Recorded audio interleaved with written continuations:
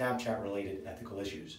Number one, during your practice, if you tend to reach out to somebody for whatever reason, there could be a time where you have to announce the reason for your communication. On Snapchat, the initial form of the communication is simply going to say, whatever your username is, request to add you.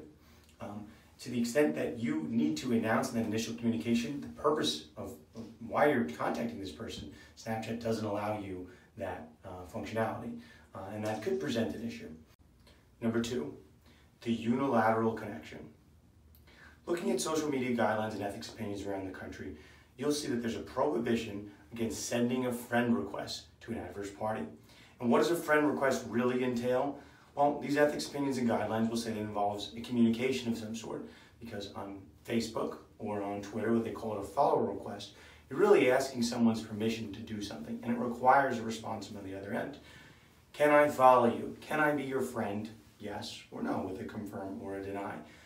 Snapchat, on the other hand, doesn't have that component. What Snapchat does have is a unilateral add.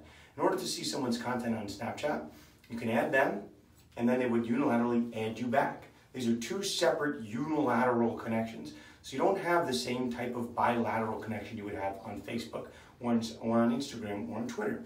And it's just something to know that these are two different types of add connections. Number three, visibility. When you go on Snapchat and you view posts and you view photos and you view videos, it's going to leave a tag. When I say it leaves a tag, it's going to leave a mark as to who looked at that particular content. And why is that important for attorneys? Because attorneys, social media guidelines around the country and ethics opinions are allowed to look at public information so long as it does not result in some type of communication.